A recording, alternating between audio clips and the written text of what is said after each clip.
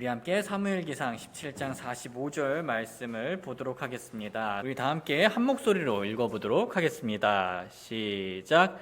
이에 다윗이 그 블레셋 사람에게 이르되 너는 칼과 창과 방패를 가지고 내게 오거니와 나는 내가 도전한 이스라엘 군대의 하나님 곧 만군의 주의 이름으로 내게 가노라. 기도하겠습니다.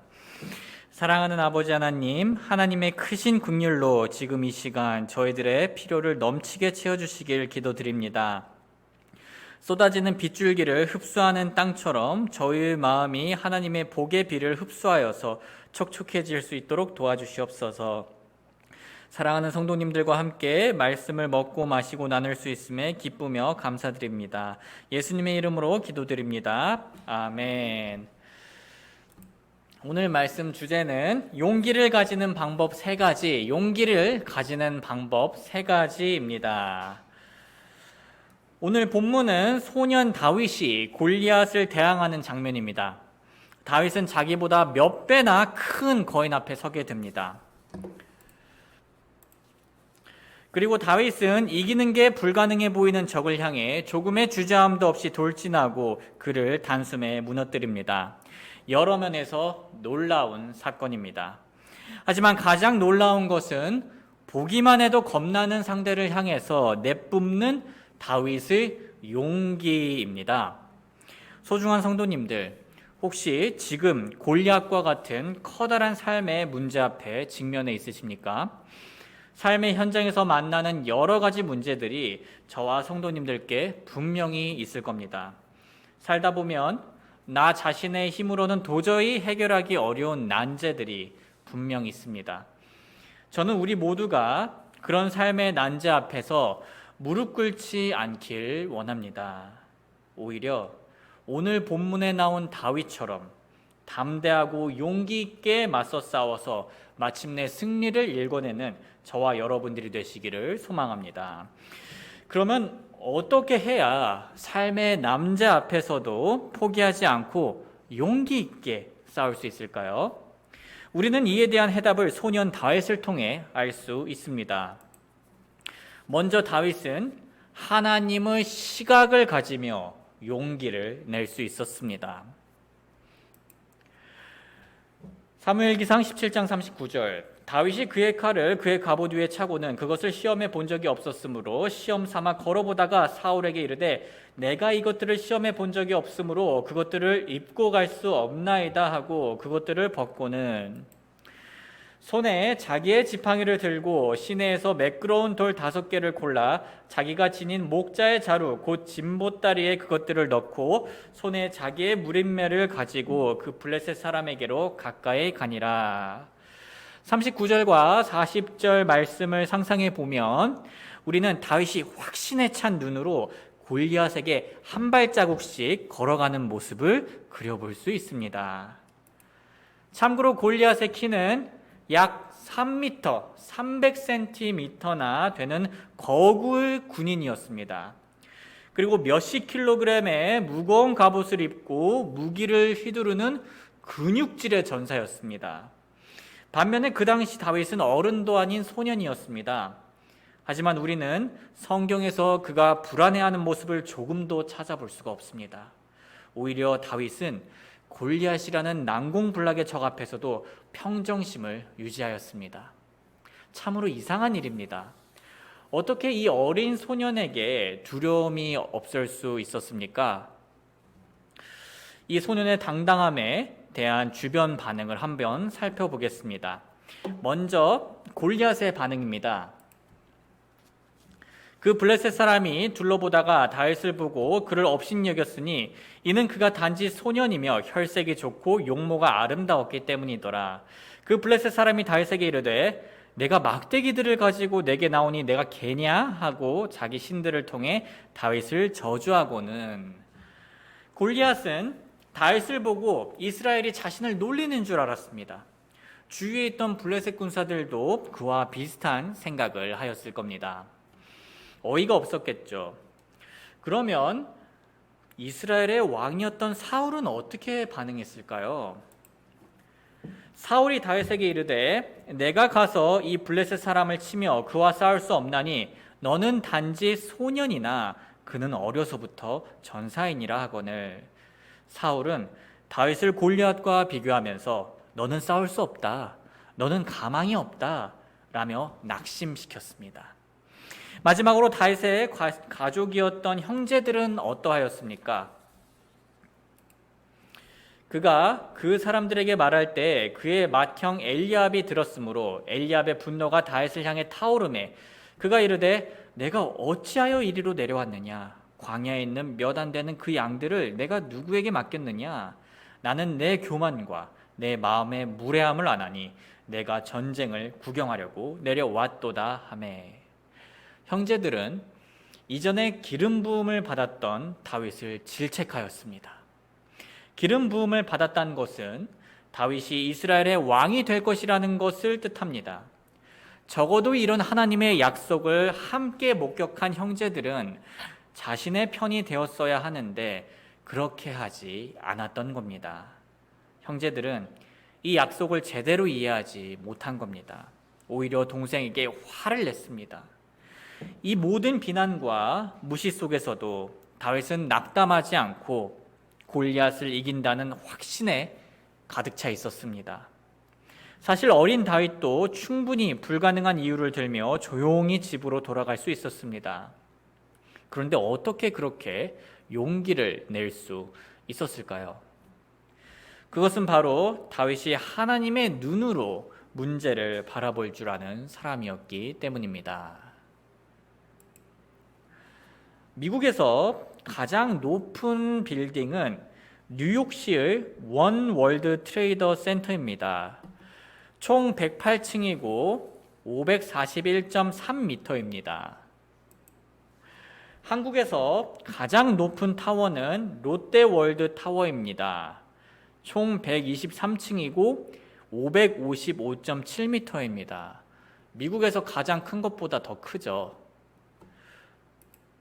현재 세계에서 가장 높은 타워는 버즈 칼리파입니다. 총 163층이고 828m입니다. 참으로 경이로운 높이입니다. 그렇지 않습니까? 하지만 성도님들, 여기 훨씬 더 경이로운 사실이 있습니다. 우리 하나님은 이 높은 건물들보다도 훨씬 더 높으신 분이란 겁니다. 그분은 하늘과 우주보다 더 높으신 분이십니다. 그분의 지혜, 능력, 사랑은 무한히 높습니다. 그 어떤 것도 그분의 위대함에 도달할 수 없습니다. 이렇게 높으신 분의 눈으로 이 상황을 내려다 보았을 때 골리앗의 3m 크기는 먼지와도 같은 거였습니다. 자랑할 게 전혀 못 됐습니다. 다윗은 이런 높으신 하나님의 시각으로 상황을 볼 수 있었고 골리앗의 크기와 능력은 그에게 두려움을 줄 수 없었습니다. 오히려 무한히 높으신 하나님과 함께하기 때문에 당연히 이길 수 있다는 확신을 가지게 되었습니다. 내가 지극히 높으신 하나님께 부르짖으리니 나를 위하여 모든 것을 이루시는 하나님께 부르짖으리로다. 보라, 나는 주여 모든 육체의 하나님이니라. 내게 너무 어려운 일이 있느냐.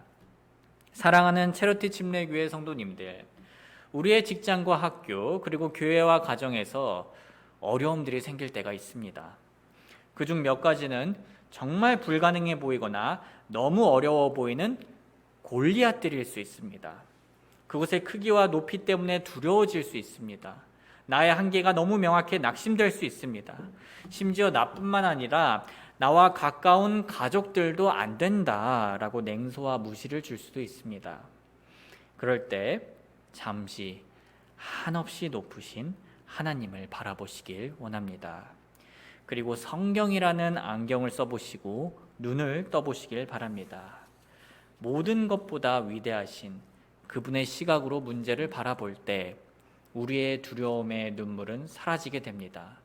그리고 우리는 다윗처럼 용감하게 빛나는 눈을 가지게 될 겁니다. 다윗은 하나님의 시각으로 용기를 낼 수 있었습니다. 이것은 그가 하나님의 위대하심을 알았기 때문에 가능했던 겁니다. 그런데 어떻게 다윗은 그분이 위대하시다는 것을 알 수 있었을까요? 그는 지금까지 하나님의 위대하심을 이미 몸소 체험하였기 때문에 알 수 있었습니다. 다시 말해서 다윗은 지금까지 도우신 하나님을 경험하였습니다. 그래서 하나님의 위대하심을 알았고 앞으로도 도우실 것이라는 믿음을 가지며 용기를 낼 수 있었습니다. 다윗이 사울에게 이르되 당신의 종이 자기 아버지의 양들을 지킬 때 사자와 곰이 와서 양떼에서 어린 양을 움켜가면 내가 따라가서 그것을 치고 그것의 입에서 그것을 건져내었고 그것이 일어나서 내게 대항하면 내가 그것의 수염을 잡고 그것을 쳐서 죽였나이다. 당신의 종이 사자와 곰을 죽였은즉 살아계시는 하나님을 군대에 도전한 이 할례 받지 않은 블레셋 사람도 그 짐승들 중에 하나와 같이 되리이다 하고, 여기서 우리는 35절에 치다라는 단어를 잠시 생각해 보기를 원합니다. 이 치다라는 표현은 어떤 물건으로 가격할 때 사용하는 단어입니다. 그렇다면 어떤 물건으로 다윗은 곰이나 사자를 쳤겠습니까? 나무 막대기나 양들을 치는 지팡이는 아니었을 겁니다. 왜냐하면 부러지기 쉬운 나무 막대기로 쳐서는 곰이나 사자를 쓰러뜨릴 수 없기 때문입니다. 좀 더 단단한 게 필요합니다. 그래서 다윗은 무림매로 돌을 날려서 야수들을 친 것입니다. 다윗이 골리앗을 상대하기 위해 왕의 무기를 선택하지 않고 무림매질을 선택한 이유는 이렇게 이미 맹수를 상대로 많이 던져보았기 때문입니다. 그 당시 무림매는 오늘날 아이들이 가지고 노는 장난감 같은 게 아니었습니다. 전문적인 군사 무기였습니다. 사사기 20장 16절, 이 온 백성 가운데는 선정된 왼손잡이 700명이 있었는데 그들은 각각 무림매로 돌을 던져 머리털만큼도 빗나가지 아니하게 하는 자들이더라.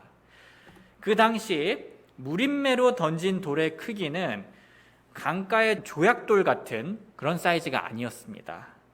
테니스 공만한 큰 돌을 던졌습니다. 이스라엘 방위군의 한 전문가의 계산에 따르면 30m 거리에서 무림매로 날린 돌이 시속 190km까지 날아간다고 합니다. 이 정도 크기와 충격이면 사람의 두개골이 충분히 깨질 수 있습니다. 그래서 본문에서 무림매로 날린 돌이 골리앗의 이마에 박혔다는 내용이 충분히 이해가 갑니다. 손을 자루에 넣어 거기서 돌을 꺼내 무림매로 그것을 던져 그 블레셋 사람의 이마를 치매 그 돌이 그의 이마에 박혀 그가 얼굴을 땅에 대고 쓰러지니라. 무림매는 성경에서 증명된 것처럼 살상력이 높은 무기입니다. 그런데 이 무기에 단점이 있습니다. 다윗이 사용하는 무림매는 화살보다도 훨씬 더 적을 맞추기 어려운 무기란 겁니다. 조준하기 어렵고 던지는 타이밍을 맞추기도 어렵습니다. 준비 시간도 다른 무기들보다 오래 걸려 가까운 거리에서 한 번 실패하면 다시는 기회가 없을 수도 있습니다. 즉, 움직이는 적을 단숨에 죽일 만큼 정확히 맞추기 위해선 운이 따라야 한다는 겁니다. 다윗은 이 운을 하나님께서 주셨다고 고백합니다. 다윗이 또 이르되 나를 사자의 발톱과 곰의 발톱에서 건져내신 주 그분께서, 건져내신 주 그분께서란 표현이 무엇을 의미합니까? 자신이 돌을 던졌지만 정확하게 맞게 해주신 분은 하나님이셨다는 겁니다. 다윗은 주님께서 자신의 약한 부분을 강함으로 변화시켜 주실 수 있다는 것을 믿었습니다. 믿음으로 다윗은 골리앗을 하나님의 양떼인 이스라엘을 공격하는 짐승 정도로 보았습니다. 믿음으로 다윗은 사자와 곰을 죽인 것처럼 이번에도 동일하게 하나님께서 자신을 보호해 주실 것이고 저 큰 짐승 골리앗을 죽일 수 있을 것이라 믿었습니다. 무엇이든 하나님에게서 난 것은 세상을 이기느니라. 세상을 이기는 승리는 이것이니 곧 우리의 믿음이니라. 제가 외관에서 이 외관의 그 교회의 건물이었는데요.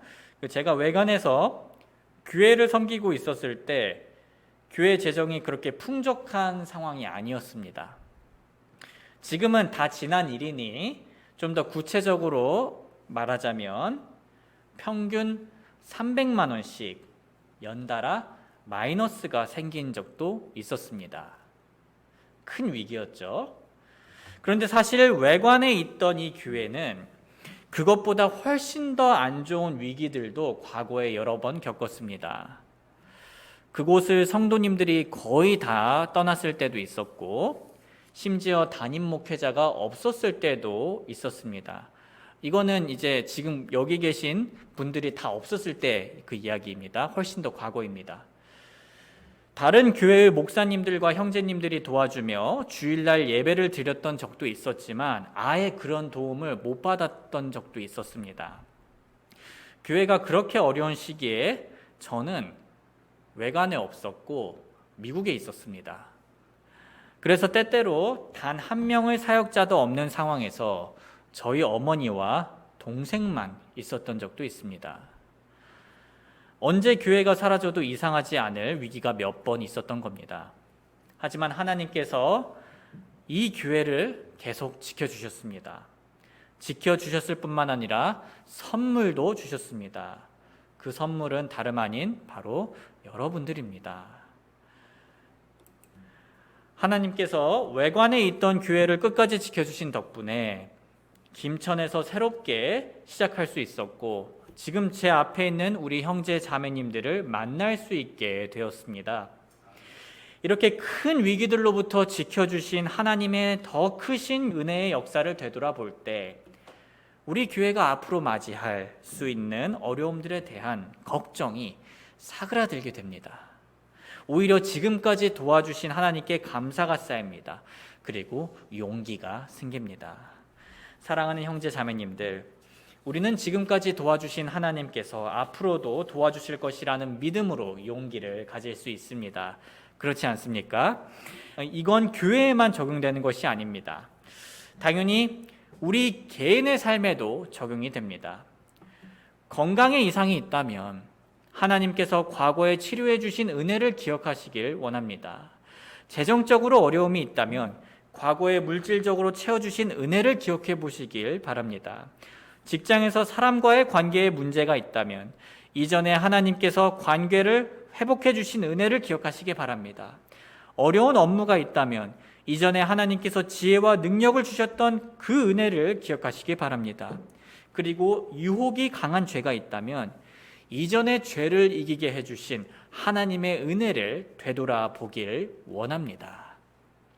그러면 자연스럽게 우리는 두려움이 아닌 감사와 용기가 생길 겁니다. 마지막으로 다윗이 용기를 낼 수 있었던 또 하나의 이유를 보겠습니다. 다윗은 하나님의 영광을 위해 싸웠기 때문에 용기를 낼 수 있었습니다. 사무엘기상 17장 45절.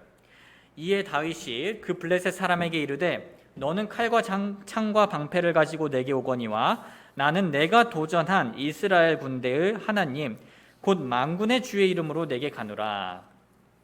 하나님의 이름으로 나아간다는 말은 나의 능력이나 지혜보다는 하나님의 능력과 지혜를 더욱 철저히 의지한다는 말입니다.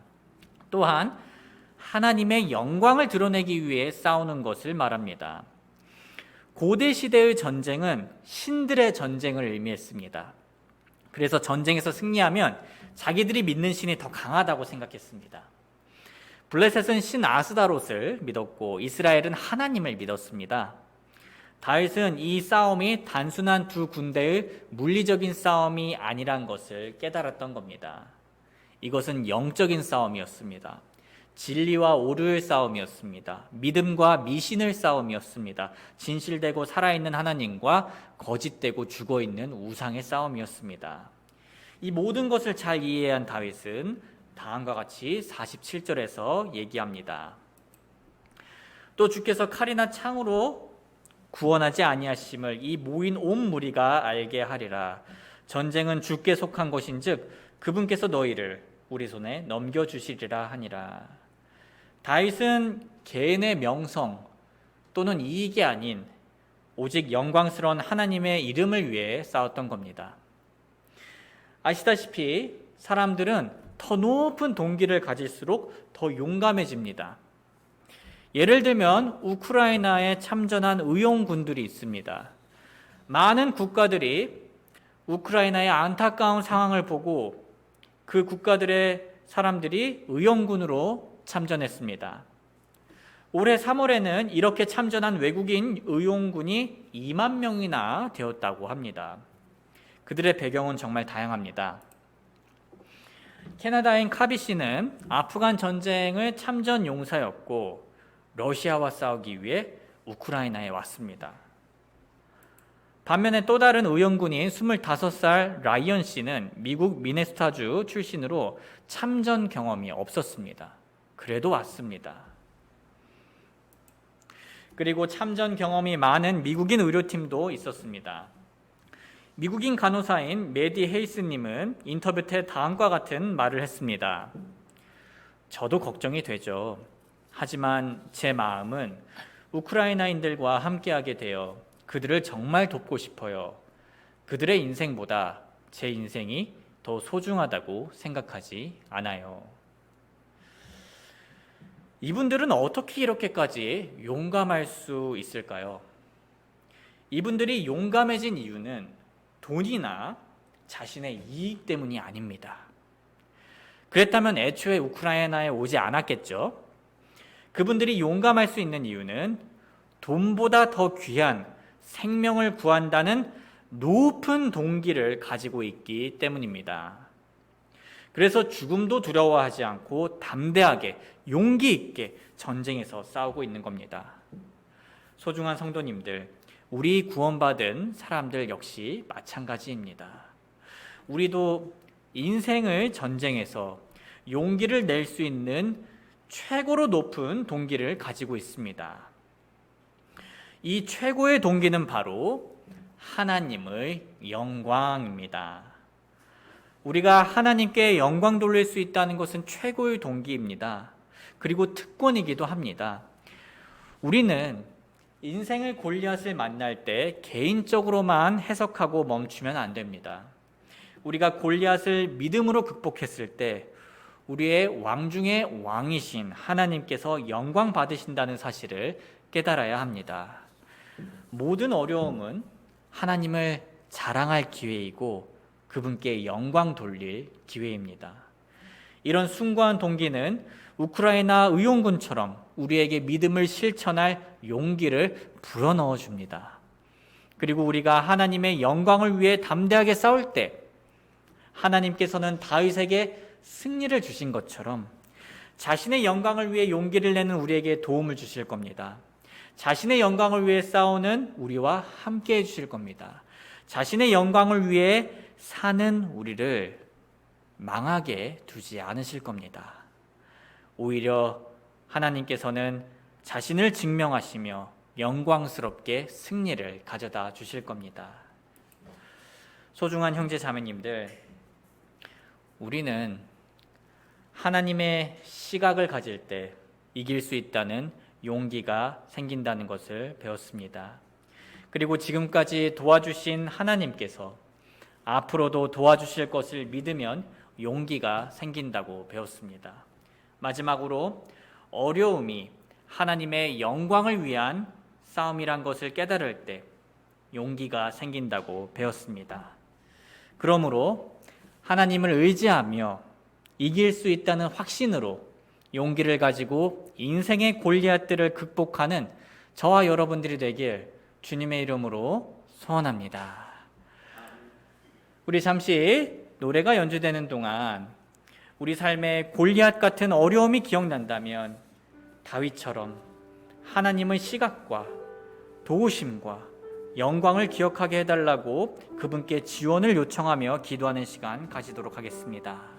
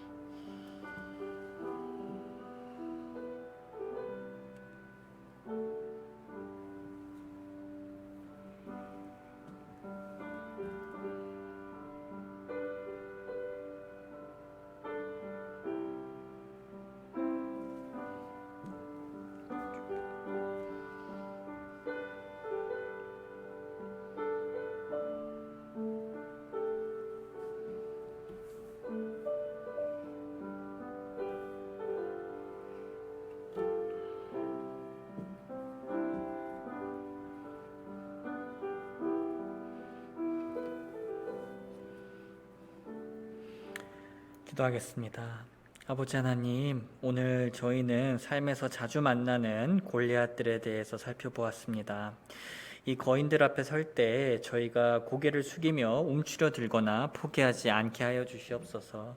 오히려 고개를 좀 더 올려 무한히 크신 하나님을 바라보게 하여 주시옵소서. 하나님을 바라볼 때 지난날 도움을 주신 은혜를 기억하게 하여 주시옵소서. 하나님을 바라볼 때 하나님께 영광 돌릴 기회가 지금 바로 내 앞에 준비되어 있다는 것을 잊지 않게 하여 주시옵소서. 그리고 우리가 교회로서 함께 지지해주고 지원하고 격려하며 승리하길 원합니다. 감사드리며 예수님의 이름으로 기도드립니다. 아멘.